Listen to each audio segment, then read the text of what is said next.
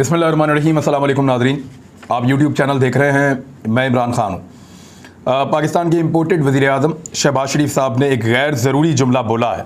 पहले वो जुमला मैं आपको बता देता हूँ, फिर इसके ऊपर हम आगे बढ़ेंगे। बड़ी ऑकवर्ड सिचुएशन में उन्होंने पाकिस्तान की फ़ौज को एक मरतबा फिर डाल दिया है। थोड़े दिन पहले जिस तरह वो वज़ीर-ए-आज़म बने, जैसे इमरान खान साहब की हुकूमत को गिराया गया, जिस तरीके से आधी रात को अदालतें खुली, ये आते आते पाकिस्तान के सारे इदारों को बदनाम कर चुके थे। और जिस तरीके से मंडियां लगी, जिस तरीके से सारी दो नंबरियाँ हुई, लोगों के अजीब तरीके से ज़मीर ख़रीदे गए, वो सब कुछ हमने देखा है। उस सूरत हाल में बहुत ऑकवर्ड और बहुत बुरी जो है वो एक छवि बनाई इन्होंने पाकिस्तान के सारे इदारों की। और अब दोबारा एक ऐसा स्टेटमेंट दे दिया। शहबाज शरीफ साहब ने कहा क्या, पहले आप ये देखें। आर्मी चीफ की तैनाती वज़ीर-ए-आज़म का आईनी हक है, जो कि वक्त आने पर होनी चाहिए। अब ये शहबाज शरीफ साहब ने सहाफ़ियों से गुफ्तगू में ये बात की है। हालांकि आज धमाका हुआ, उसके ऊपर बात करनी चाहिए थी, और ये ऐसा टॉपिक नहीं है कि जिस पे बात की जाए ऐसे माहौल में।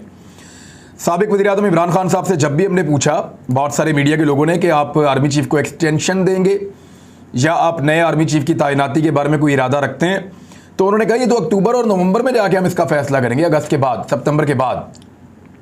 इसका फैसला तो अभी हम नहीं कर सकते, ये तो बहुत टाइम पड़ा हुआ है, उन लोगों को भी काम करने दिया जाए। और अगर आप पहले से ही इस तरह की चीज़ें करते हैं तो फिर आप चीज़ों को पोलिटिसाइज कर देते हैं, जैसा कि अब शहबाज शरीफ ने किया है। ये वही गंदी सियासत है जो ख़ानदान हमेशा करता है, उसी सियासत को अब ये लोग दोबारा कर रहे हैं। शहबाज शरीफ साहब ने एक ऐसा गैर ज़रूरी जुमला बोला है जिसकी मौजूदा हालात में कोई ज़रूरत नहीं थी, क्योंकि पाकिस्तान में पिछले दिनों जो कुछ भी हुआ उससे एक तासुर बना हुआ है कि पाकिस्तान की फ़ौज इस खेल में शामिल थी। ये तासुर बना हुआ, मैं कह रहा हूँ, लोगों के अंदर, क्योंकि लोगों ने इसके ऊपर कंपेन चलाई, सोशल मीडिया पे बहुत बात की। और फौजी क़यादत नवंबर में होने वाली तैनातियों के दिनों में मनपसंद फैसले चाहती है, ये तासुर बना हुआ है, जिसके लिए रजीम चेंज ऑपरेशन मुकम्मल हुआ है। अब इस तासुर को फौज ख़त्म करने के लिए बार बार कहती है, इसके ऊपर बात भी करती है, इसके बारे में जो ऑफ द रिकॉर्ड मीटिंग्स हैं उनके अंदर भी वो ये कहते हैं, वो यकीन दिलाते हैं, वो प्रेस कॉन्फ्रेंस में भी कहते हैं कि हमने कभी पॉलिटिक्स के अंदर इन्वॉल्वमेंट नहीं चाहिए, अब हमारी पॉलिसी बदल चुकी है, हम पाकिस्तानी सियासत में किरदार अदा नहीं करना चाहते। हालांकि माजी में ये बहुत ज़्यादा किरदार अदा करते हैं। और मज़े की बात यह है कि फ़ौज जितनी भी दफ़ा पाकिस्तान की सियासत में किरदार अदा करती रही, हर दफ़ा यही कहती रही कि अब हम सियासत नहीं कर रहे, अब हम सियासत से बाहर हैं, लेकिन हर दफ़ा सियासत करते रहे। लेकिन इस मरतबा फिर वो कहते हैं कि हम सियासत से जान छुड़ाना चाहते हैं। और वाकई फ़ौज इस वक्त ऐसा लगता भी है कि जान छुड़ाना चाहती है। मेरे पास कोई ऐसी वजह नहीं है कि मैं अपने फ़ौजियों के ऊपर एतबार ना करूँ, लेकिन शहबाज शरीफ साहब अब ये वजूहात पैदा कर रहे हैं इस तरह के स्टेटमेंट देकर। फवाद चौधरी साहब ने इसके काउंटर में एक स्टेटमेंट दिया है, वो स्टेटमेंट पहले आप सुन लें, फिर आगे बढ़ते हैं। फवाद चौधरी कहते हैं कि आईन मुंतखब वज़ीर-ए-आज़म को आर्मी चीफ और दीगर तैनातियों का हक देता है। मौजूदा हुकूमत को ऐसी मुस्तकिल तैनातियों का कोई हक हासिल नहीं है। इम्पोर्टेड हुकूमत अगर ऐसी तैनातियों के ख्वाब देखेगी तो मुल्क और इदारे अनारकी का शिकार हो जाएंगे। इस हुकूमत की हैसियत सिर्फ आर्जी है, मुस्तकबिल तैनातियाँ मुंतखब हुकूमत करेगी, इलेक्शन होगा, जो हुकूमत आएगी वो करेगी। देखिए, अगर किसी के दिमाग में ये बात है भी, और ख़ास तौर पे मियाँ शहबाज शरीफ के दिमाग में ये है कि वो एक अहम तरीन तैनाती करेंगे पाकिस्तान में, वो फैसला करेंगे कि नवंबर में 29 नवंबर को जब army chief general Qamar Javed Bajwa retire हो जाएंगे, तो दो ही पॉसिबिलिटीज़ है ना। एक तो जनरल कमर जावेद बाजवा साहब एक्सटेंशन ले लें 2 साल की मजीद, क्योंकि 5 साल तक एक्सटेंशन हो सकती है अदालती फैसले के बाद। तो अब इनके पास 2 साल बचे हैं रिटायरमेंट से पहले, तो 2 साल की एक्सटेंशन मजीद ले लें जनरल कमर जावेद बाजवा, या फिर एक नए आर्मी चीफ की तैनाती हो जाए। लेकिन क्या शहबाज शरीफ साहब वो तैनाती कर सकते हैं? शहबाज शरीफ साहब एक अक़लियती पार्टी के नुमाइंदे हैं, अक्सरियत नहीं है उनके पास। 174 बंदे तो उन्होंने पूरे कर लिए मांगे तांगे के, लेकिन ये अक्सरियती पार्टी नहीं है, ये अक़लियती पार्टी है। और अक़लियती पार्टी जो है उसको ये हक हासिल नहीं हो सकता। अक्सरियती पार्टी तो इस्तीफे देकर चली गई है। ये 85 बंदों के साथ ये फैसला करेंगे, लोगों ने इनको मैंडेट ही नहीं दिया हुआ, और फैसला करेंगे कि पाकिस्तान का अहम तरीन ओहदे के ऊपर कौन सा शख्स आर्मी चीफ बनकर आकर बैठेगा। पाकिस्तान का आर्मी चीफ इतना इंपॉर्टेंट होता है, ये सब जानते हैं। दुनिया भर के ममालिक से जितने वफूद आते हैं, जितने अहम शख्सियात पाकिस्तान में आती हैं, वो आर्मी चीफ से ज़रूर मुलाकात करती हैं। दुनिया में ऐसे नहीं होता, लेकिन पाकिस्तान में ऐसे होता है।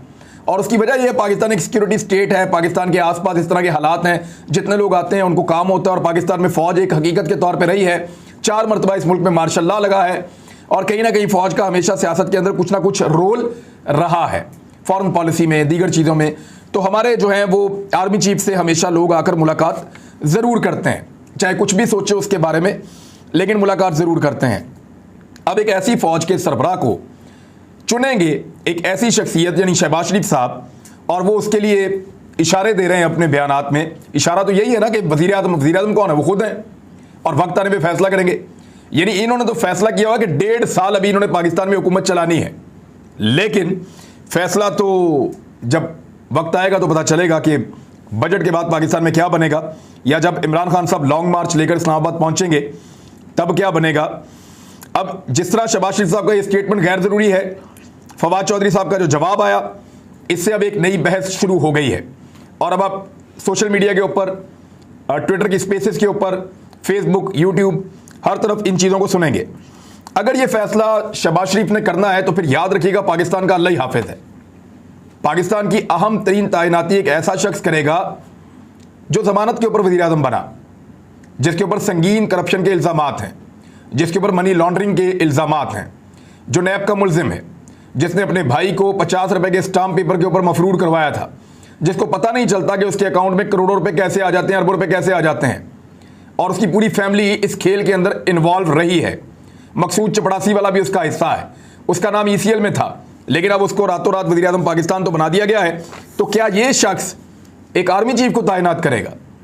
यानी एक इदारे को, इतनी बड़ी शख्सियत को मुतनाज़ करने वाली बात है। और फिर पाकिस्तान के अंदर एक ऐसी बहस छिड़ेगी कि पब्लिक के अंदर जो चीज़ें डिस्कस नहीं होती थी वो भी डिस्कस होंगी। बदकिस्मती से इदारों को ये बात समझनी पड़ेगी कि जितनी अल्लाह ताला ने उनको इज़्ज़त दी है, जितना पाकिस्तान की आवाम के साथ उनका प्यार है, पाकिस्तान के लोग पाकिस्तान की फ़ौज से रोमांस करते हैं, उनसे प्यार करते हैं। मुझे याद है कि जब हम लोग कॉलेज में पढ़ते थे तो परवेज़ मुशर्रफ को हम लोग बहुत पसंद करते थे।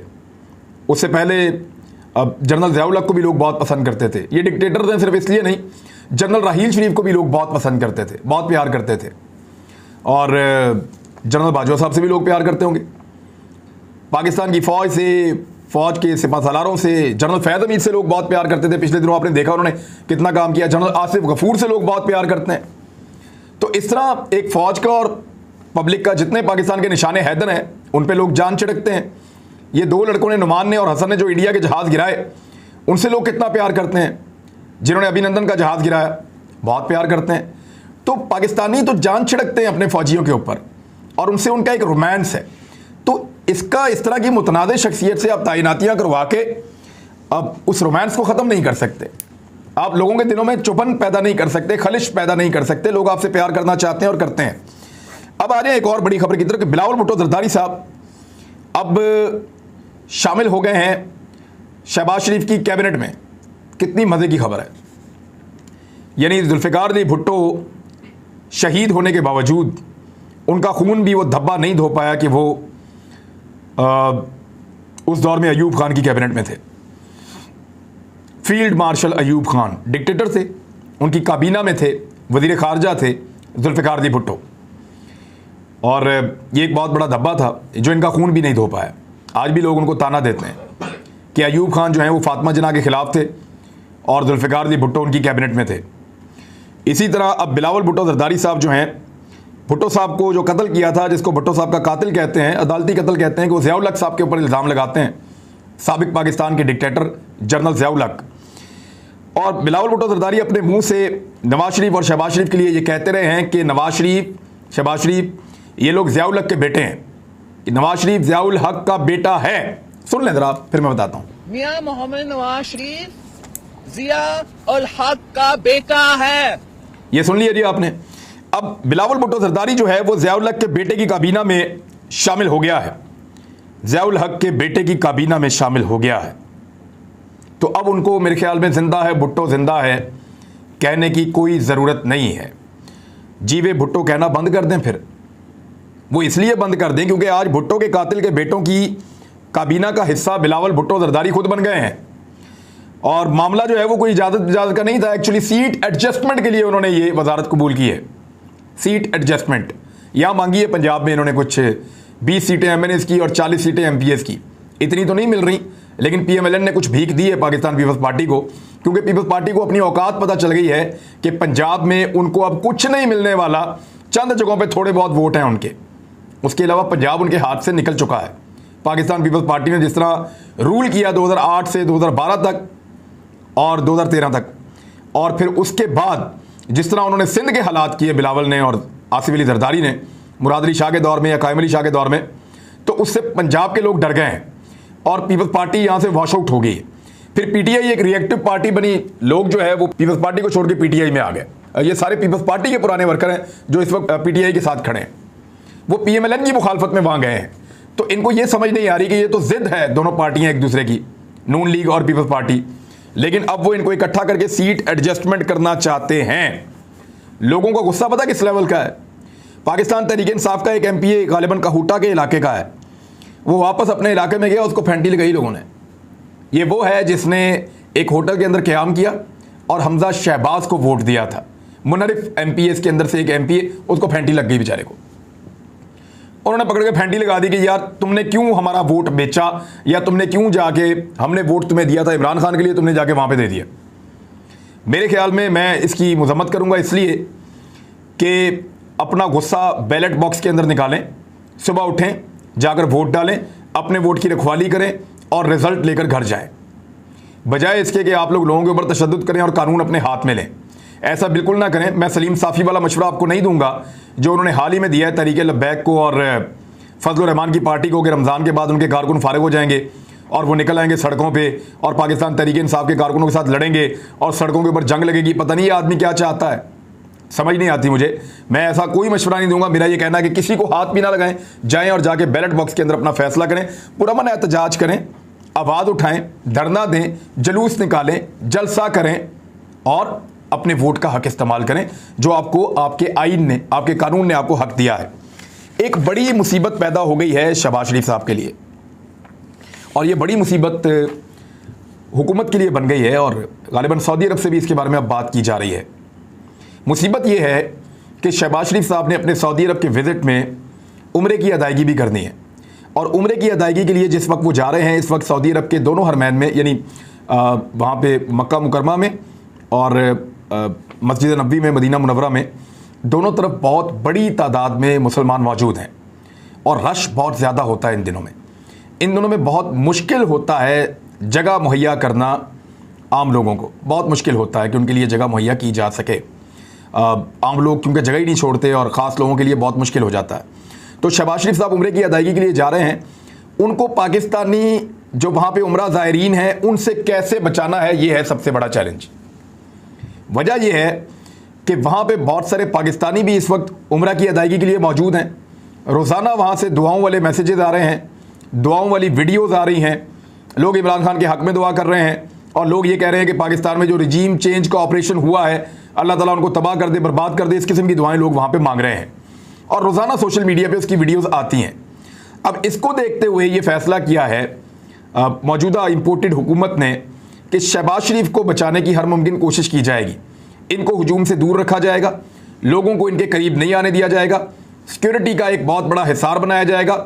सऊदी अरब से भी इस बारे में दरख्वास्त की जाएगी और अपनी सिक्योरिटी को भी मैक्सिमम बढ़ाया जाएगा ताकि दूर से किसी की आवाज़ भी ना पहुँचे। लेकिन आप देखेंगे आने वाले दिनों में कि वहाँ से वीडियोज़ आएंगी, जब ये जाएंगे तो लोग इनको कैसे मुखातिब करेंगे, कैसे इनको आवाज़ देंगे, कैसे इनको बुलाएंगे, ये सूरत हाल आप देख लेंगे। शहबाज शरीफ साहब के दौरे में ये एक मुश्किल चीज़ है, ये एक दिक्कत आमेज़ चीज़ है जिसको इन्हें फेस करना पड़ रहा है। दूसरी जानिब ये जो कह रहे थे कि सरकारी उम्रा कोई नहीं है, हम खर्चे कर रहे हैं, ये सारी इस तरह की बातें करते थे, वो सारे झूठ अब पकड़े गए हैं। कैसे पकड़े गए हैं ये ज़रा अमीर हैदर होती साहब को आप सुन लें। ANP के MNA हैं और वाहिद MNA उनके, इनको भी साथ लेकर जाना चाहते शहबाज शरीफ साहब। वजह यह है कि रात को सोते हैं तो 174 गिन के सोते हैं, सुबह उठते हैं तो सबसे पहले अपने 174 जो हैं वो पूरे करते हैं। 2-3 बंदे भी निकल गए तो हुकूमत गिर जाएगी शहबाज शरीफ की। जिस दिन सदर ने कहा ना कि भाई इधर बैठो और बैठ के इधर एतमाद का वोट लो, उस दिन फारिग हो जाएंगे शहबाज शरीफ साहब। तो अमीर हैदर होती साहब ने इनका झूठ पकड़ लिया। ये जो कह रहे थे कि सरकारी खर्च नहीं, अपना खर्च और ये और वो, अब ज़रा सुने।